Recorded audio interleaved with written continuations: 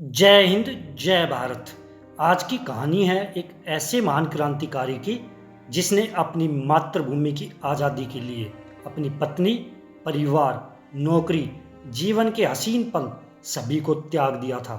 ये कहानी है एक ऐसे क्रांतिकारी की जिसने अंग्रेजों को बार बार चकमा दिया और 62 लोगों का एक सैनिक संगठन बनाकर 2000 अंग्रेज सैनिकों के साथ भिड़ गया था।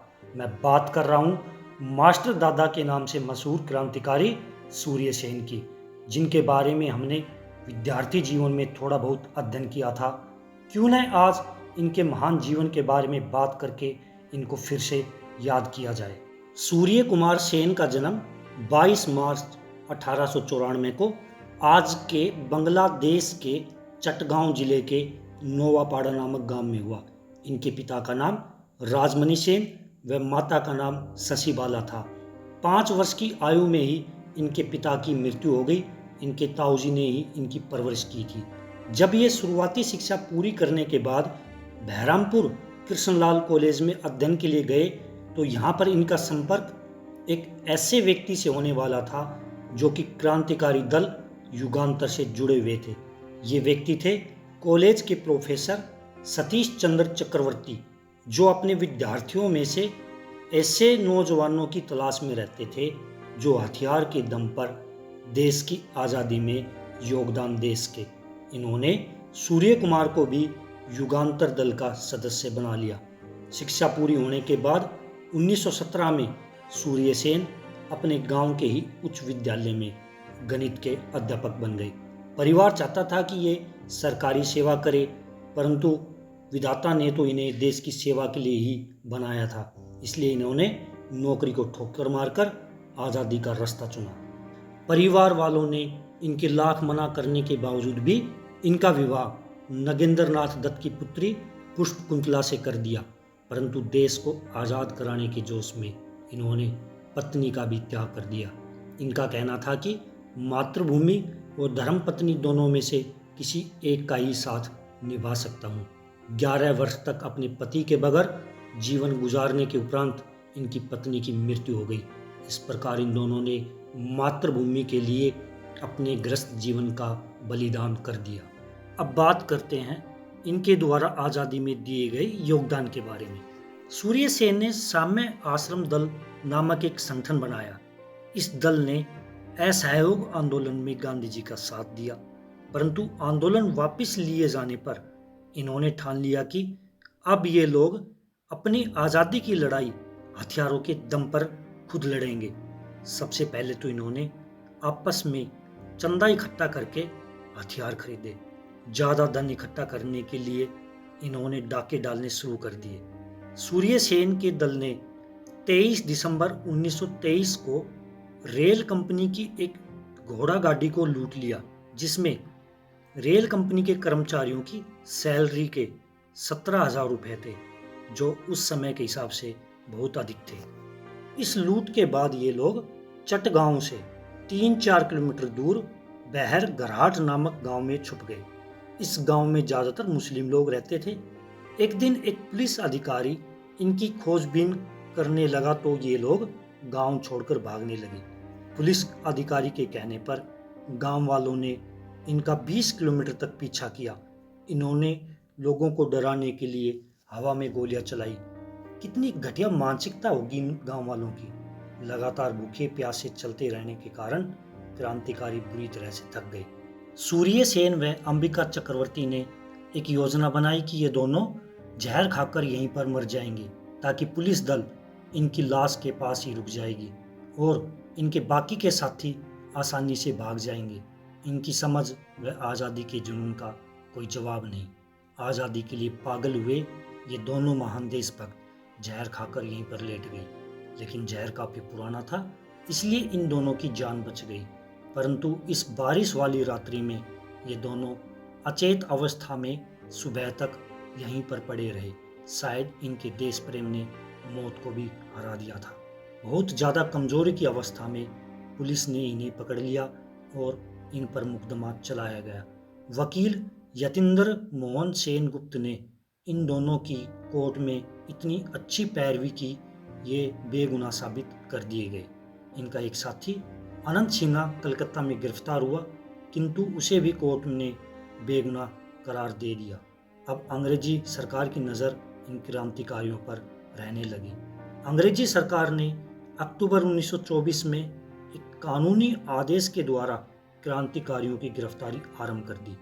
25 अक्टूबर को सैकड़ों क्रांतिकारियों के साथ सूर्य सेन के साथी गणेश घोष, अनंत सिन्हा, निर्मल सेन आदि को पुलिस ने हिरासत में ले लिया। इस समय सूर्य सेन कलकत्ता के शोभा बाजार में एक बड़े घर में थे, जहां बम बनाने का कार्य चल रहा था। 10 नवंबर 1926 को पुलिस ने इस घर को घेर लिया। सूर्य सेन ने अपने कपड़े उतारकर एक मैली बनियान पहनी और एक मैला अंगोछा लपेट लिया। चाय की केतली हाथ में लेकर घर के बाहर सूर्य सेन चला गया। पुलिस वालों के पूछने पर बताया कि साहब मैं तो चाय लेने जा रहा हूँ। तभी एक बंगाली थानेदार ने उसे नौकर समझ लिया और उसे जाने दिया। कमाल की बात यह है कि पुलिस वाले सूर्य सेन की तलाश में ही यहाँ पर आए थे। सूर्य सेन तो यहाँ से बच निकलने में कामयाब हुआ, लेकिन घर पर पड़े छापे में प्रमोद चौधरी, राजेंद्र नाथ, अनंत हरि को पकड़ लिया गया, जिन्हें बाद में मौत की सजा दी गई। सन 1928 में मोतीलाल नेहरू की अध्यक्षता में कांग्रेस का एक सम्मेलन हो रहा था। इस सम्मेलन में कुछ भारतीय लोगों ने सैनिकों की वर्दी पहनकर परेड की थी। सूर्य कुमार सेन इन भारतीयों को सैनिकों की वर्दी में देखकर बहुत खुश हुआ था। इन भारतीयों को सैनिकों की वर्दी में देखकर सूर्य कुमार को विचार आया, क्यों न अपने दल को एक सैनिक संगठन में बदल दिया जाए, ताकि अंग्रेजी सैनिक व पुलिस को टक्कर दे सके। इस सैनिक संगठन का हिस्सा बनने के लिए तकरीबन 500 युवाओं ने आवेदन किया। सभी को सैनिकों की तरह प्रशिक्षित किया गया। ये सभी सूर्य कुमार की एक आवाज पर जान न्योछावर करने के लिए तैयार थे। आखिर में 500 में से 62 लोगों को चुना गया। इन 62 लोगों को 6 ग्रुप में बांट दिया गया। सूर्य कुमार जानते थे कि इन 62 लोगों के दम पर पूरे देश को आज़ाद नहीं कराया जा सकता, परंतु चटगांव जिला को थोड़ा दिन के लिए जरूर आज़ाद करवाया जा सकता है। क्यों न हम थोड़े दिन की आज़ादी का मजा चखें। इन सभी को पता था कि इस आज़ादी की जंग में ये एक भी जीवित नहीं बचेंगे, इसलिए इस योजना को इन्हें मृत्यु का कार्यक्रम नाम दिया। अब इन 6 दलों में एक ने मृत्यु कार्यक्रम का श्री गणेश किया। 18 अप्रैल 1930 को रात्रि 9:30 बजे रेल लाइन उखाड़कर।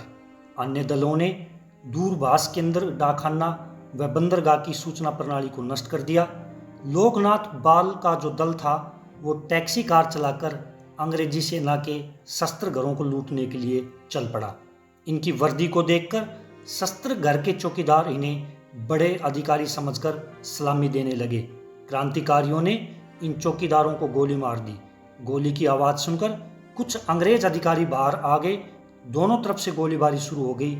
इस गोलीबारी के बीच इन्हें थोड़े बहुत हथियार ही मिल पाए, परंतु चलते समय इन्होंने शस्त्र घर में आग लगा दी। वहीं दूसरी तरफ अनंत सिन्हा, गणेश घोष, सूर्य सेन भी टैक्सी द्वारा पहुंचकर पुलिस के शस्त्र घरों को लूटने लगे।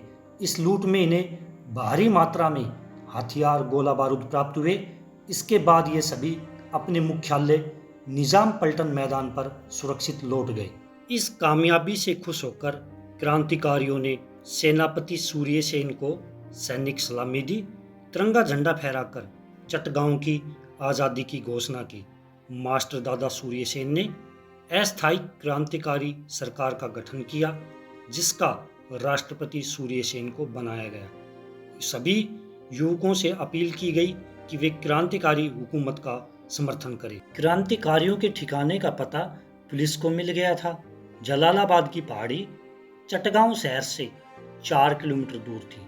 4 दिन की तैयारी के बाद 22 अप्रैल को अंग्रेजी पुलिस और अंग्रेजी सेना के 2000 जवानों ने इस पहाड़ी पर धावा बोल दिया।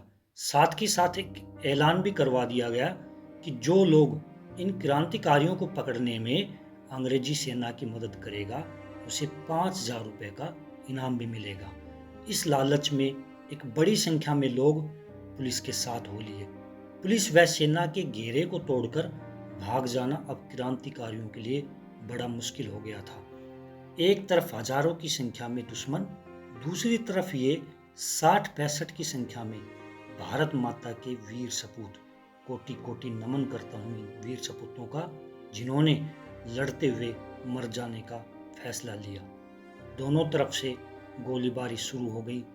क्रांतिकारियों में पहली गोली हरिगोपाल लाल को लगी।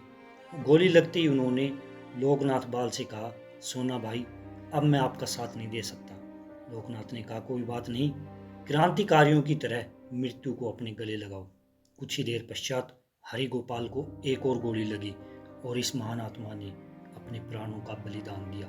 इसके बाद तो एक एक करके मोती कानूनगो, निर्मल सेन, त्रिपुरा पुलिंग घोष, प्रभास रॉय, शशांक दत्त, जितेंद्र दास, विद्यु भट्टाचार्य, मधुसूदन दत्त गोली चलाते हुए व संघर्ष करते हुए देश के लिए शहीद हो गए।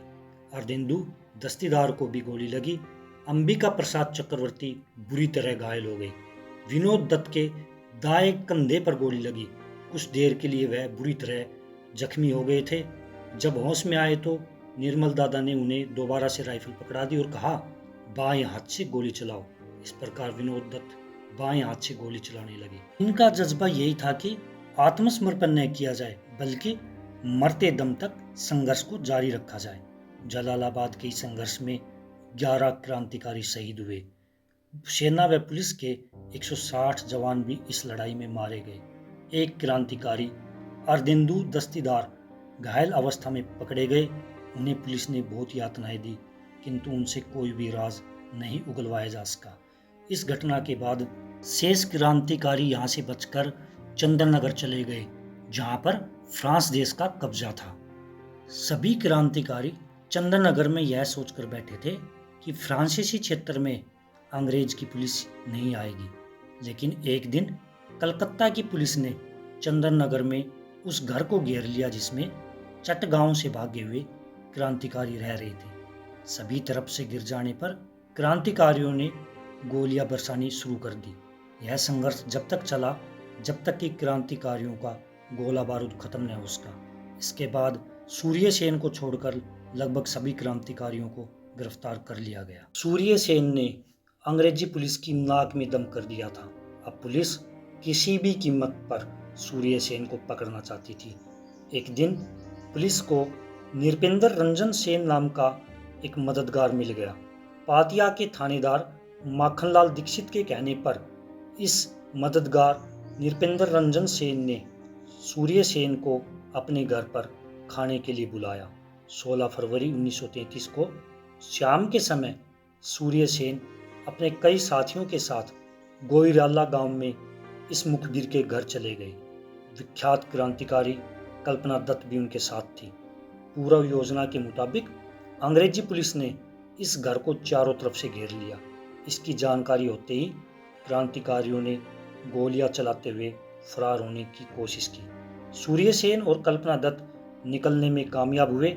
छिपने के लिए सूर्यसेन एक तालाब में कूद गए और सिर निकालकर पानी में डूबे रहे, किंतु एक व्यक्ति ने पुलिस को इसकी खबर दे दी।